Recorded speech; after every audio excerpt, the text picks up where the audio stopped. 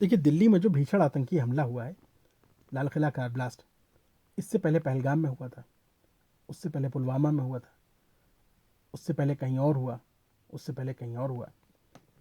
इन आतंकी हमलों के बाद जो एक ख़ास पैटर्न है वो ये है कि इन हमलों के अपराधी जो होते हैं, आतंकी अपराधी, वो ज़्यादातर मुसलमान होते हैं। तो जो नैरेटिव निकलता है वो ये है कि ये इस्लामिक आतंकवाद है, ये मुस्लिम आतंकवाद है। मगर दिल्ली कार ब्लास्ट के बाद जो मेन स्ट्रीम मीडिया में, सोशल मीडिया में, और ख़ास करके जो यूट्यूब का कमेंट सेक्शन होता है, इंस्टाग्राम का कमेंट सेक्शन होता है, उसमें जो नैरेटिव निकल के सामने आया है वो ये है कि ये जो आतंकवाद हो रहा है और ये जो आतंकवादी हरकतें हो रही हैं, ये इसलिए हो रही हैं कि कुरान में लिखा है कि काफिरों को जहाँ पाओ मार दो, as per the teachings of Quran, कि काफिरों पे हमले हो रहे हैं ये। तो आज का जो हमारा डिस्कशन है वो इसी बात का है कि कुरान में किसको काफिर कहा गया है, कौन असल में कुरान के हिसाब से काफिर है, और आतंकवादी इसको अपने हिसाब से कैसे मोड़ रहे हैं। बड़ा सेंसिटिव टॉपिक है और बहुत ख़ास है। मेरी आपसे गुजारिश है कि वीडियो को पूरा देखिएगा। कुरान में क्या ये लिखा है कि काफिरों को जहाँ पाओ मार दो? जी बिल्कुल लिखा है। जब जंग के मैदानों में काफिरों से तुम्हारा आमना सामना हो तो उनकी गर्दनों पर वार करो। अगर ये लिखा है और ये बात तय है कि हाँ लिखा है, तो किसको काफिर कहा गया है? आखिर है कौन काफिर? हिंदू काफिर हैं? सिख, ईसाई, जैनी, बुद्धिस्ट, यहूदी? क्या ये सब के सब काफिर हैं? और अगर मैं आपसे कहूँ कि मुसलमान काफिर हैं? देखिए, ये जो आतंकी विचारधारा है वो ये कहती है और समझाती है दुनिया को कि एक ख़ास कट्टर आतंकी विचारधारा के मुसलमानों को छोड़ के इस दुनिया में सब के सब काफिर हैं। और कुरान ये कह रहा है कि काफिर is a behaviour, not a religion. कुफ्र एक व्यवहार है, धर्म से इसका कोई लेना देना नहीं है। आपका आचरण, चाल चलन, बर्ताव ये तय करेगा कि आप काफिर हैं या नहीं हैं। धर्म से इसका कुछ लेना देना नहीं है।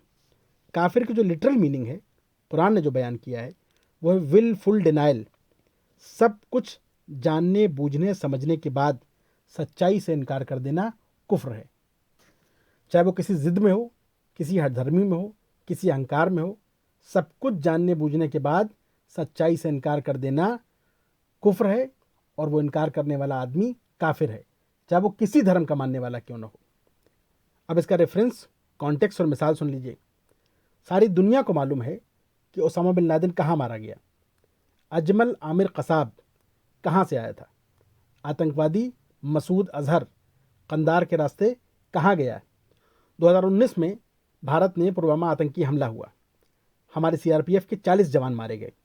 पाकिस्तान के आतंकी संगठन जैश ए मोहम्मद ने जिम्मेदारी लिया। पाकिस्तान के उस वक्त के प्राइम मिनिस्टर इमरान खान ने कहा कि अगर भारत की तरफ से ठोस खुफिया जानकारी मिलती है तो कार्रवाई की जाएगी। जवाब में इंडिया ने एक 90 पेजेस का डॉजियर पेश किया। उसमें जो सबूत पेश किए गए, जैश ए मोहम्मद के वो वीडियोस जिसमें उसने हमले की जिम्मेदारी लिया है, वो पेश किए गए। सुसाइड बॉम्बर का नाम, एड्रेस और उसकी ट्रेनिंग की पूरी टाइमलाइन, कि उसने कहाँ कहाँ किस ज़माने में कब क्या ट्रेनिंग लिया है। Phone interception details, forensic evidences, satellite images. India की तरफ से जो डॉजियर पेश किया गया था, जो रिपोर्ट पेश की गई थी, उसमें पाकिस्तान के आतंकवादियों के कुछ फ़ोन नंबर्स दिए गए थे। और उस वक्त वो फ़ोन नंबर्स पाकिस्तान में चल रहे थे, एक्टिव थे। पूरी रिपोर्ट देखने, सुनने, समझने के बाद पाकिस्तान की तरफ से जो रिस्पॉन्स आया, उसमें कहा गया कि पाकिस्तान में सिरे से न तो कोई आतंकी ट्रेनिंग कैंप है, न जैश ए मोहम्मद के इस हमले से कोई वास्ता है, न पाकिस्तानी आर्मी का है और न आईएसआई का है। और आतंकवादी मसूद अजहर के लिए कहा गया कि वो काफ़ी दिनों से बीमार है और बिस्तर पर पड़ा हुआ है। अब मेरा सवाल आपसे है कि आप बताइए, कौन है काफिर और कौन है मुशरिक? खुद इमरान खान या Pakistan ministry of foreign affairs के स्पोक्स पर्सन मोहम्मद फैसल, जिन्होंने इंडिया को रिस्पॉन्ड किया, फवाद चौधरी जो नेक्स्ट टू इमरान खान थे, या पाकिस्तान आर्मी के आसिफ गफूर? कि ये सब के सब?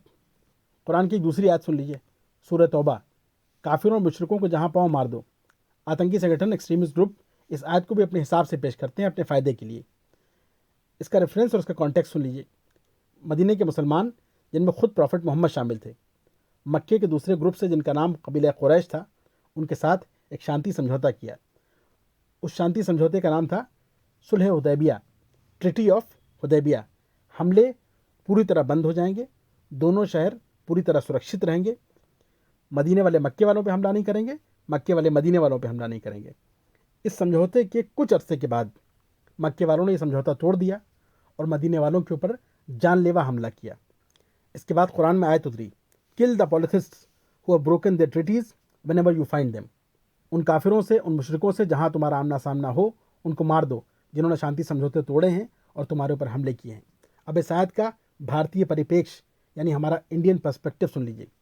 1999 प्रधानमंत्री अटल बिहारी वाजपेयी की पहल से भारत और पाकिस्तान के बीच एक शांति समझौता हुआ, नाम दिया गया लाहौर डिक्लेरेशन। दोनों देशों के बीच हर समस्या का समाधान बातचीत से होगा। परमाणु हथियारों के प्रति ज़्यादा सजगता और जिम्मेदारी, एक दूसरे के आंतरिक मामलों में कोई दखलंदाजी नहीं होगी, सीमा पर पूरी तरह शांति होगी और आतंकवाद को पूरी तरह रोका जाएगा। कॉन्फिडेंस बिल्डिंग मेजर्स इसी को कहते हैं।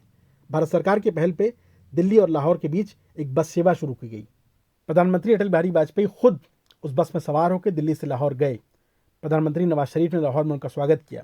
21 फरवरी 1999 को दोनों नेताओं ने इस शांति समझौते पर हस्ताक्षर किए। ठीक 2.5 महीने के बाद पाकिस्तान ने कारगिल पर हमला कर दिया। उस वक्त आर्मी चीफ थे Pervez Musharraf. Back to basic. Quran कह रहा है कि उन काफिरों को, उन मुशरिकों को जहां तुम्हारा आमना सामना हो, उनको मार दो जिन्होंने शांति समझौते तोड़े हैं, तुम्हारे ऊपर जानलेवा हमले किए हैं। अब दोबारा सवाल मेरा आपसे है कि कौन है काफिर और कौन है मुशरिक। अब कुरान की एक तीसरी आयत सुन लीजिए, ला इकराह फिद्दीन, दीन में कोई जबर नहीं है। There is no compulsion in religion, तुम्हारा दीन तुमको मुबारक, हमारा दीन हमको मुबारक। कुरान इवन प्रॉफिट मोहम्मद को इजाज़त नहीं देता है कि वो किसी आम इंसान को मजबूर करें कि वो इस्लाम कबूल कर ले। और ये जो आज के आतंकी संगठन हैं, इनका पूरा साम्राज्य इस झूठ फरेब पे चलता है कि हम इस दुनिया में निज़ाम मुस्तफ़ा लाएंगे, इलाही कानून नाफिज करेंगे, इस्लाम का परचम लहराएंगे, ग़ज़वा हिंद करेंगे। सुसाइड बॉम्बिंग हो रही है, खुद मर रहे हैं, दूसरे बेगुनाहों को मार रहे हैं। दिल्ली ब्लास्ट के बाद मुंबई से विधायक अबू आसिम आज़मी ने कहा कि जुल्म और नाइंसाफ़ी जब बढ़ती है तो आतंकवाद पैदा होता है। दिल्ली ब्लास्ट में जो आतंकवादी मारे गए हैं उनके बारे में आपको अच्छी तरह पता है, और जो पकड़े गए हैं, मतलब जो खुद सुसाइड बॉम्बिंग में आदमी मर गया है और जो दूसरे पकड़े गए हैं, ये सब के सब पेशे से डॉक्टर थे। कहाँ के डॉक्टर थे? सरकारी मेडिकल कॉलेजेस के। भारत सरकार के पैसों पे, भारतीय टैक्स पेयर्स के पैसों से पढ़े हुए लोग आज एक अच्छी डिग्निफाइड करियर दिया गया, जिनको एक इक्वल अपॉर्चुनिटी दी गई जो एक आम भारतीय को दी जाती है कि दुनिया में तुम्हारे लिए करियर के सारे दरवाजे खुले हुए हैं। चाहे तुम भारत में रहो, हिंदुस्तान में रहो, हिंदुस्तान के बाहर चले जाओ, तुम्हारे लिए एक गोल्डन अपॉर्चुनिटी है कि तुम्हारी बची खुची ज़िंदगी जो है वो सुकून से गुजरेगी। ऐसा करियर पाथ दिया गया है भारत सरकार के पैसों पे, हिंदुस्तान के टैक्स पेयर्स के पैसों पे, सरकारी मेडिकल कॉलेजेस से MBBS करा के। कौन से एंगल से इनके ऊपर जुल्म हुआ है? और अगर एक वक्त के लिए अबू आसिम आज़मी की बात मान भी ली जाए कि जुल्म और नाइंसाफ़ी से आतंकवाद पैदा होता है, तो कश्मीरी पंडितों के बच्चों को चाहिए था कि हाथों में बम लेके पूरी दुनिया में आग लगा देते। उनसे ज़्यादा जुल्म तो किसी के ऊपर हुआ नहीं है। उनको उनके पैतृक मकानों से, जिनमें वो सदियों से रह रहे थे, एक रात में, कुछ दिनों के अंदर, कुछ हफ्तों के अंदर उनको वहाँ से निकाल के भगा दिया गया। आपने कभी सुना कि कोई कश्मीरी पंडित का बच्चा बम लेके हाथ में दौड़ रहा हो और कह रहा हो कि आज हम इसको मार देंगे इसलिए कि हमारे पास जुल्म और नाइंसाफ़ी हुई है? देखिए, ये सब डिफ्लेक्ट करना है, अपने आप की कमियों को किसी दूसरे के कंधे पे डालना है और कुछ भी बकवास करना है। ये सब बिल्कुल झूठ, नाइंसाफ़ी हुई है, जुल्म हुआ है, ये सब झूठ है, एक फरेब है। इसका इस्लाम से, कुरान से, आतंकवाद का कुछ लेना देना नहीं है। देखिए, इस्लाम में आतंकी विचारधारा की शुरुआत करबला के मैदान में हुई। हुकूमत की राह में ज़र्रा बराबर ख़तरा किसी से पैदा हो, उसको रास्ते से हटा दो, चाहे वो मुसलमानों के रसूल प्रॉफिट मोहम्मद का नवासा क्यों ना हो।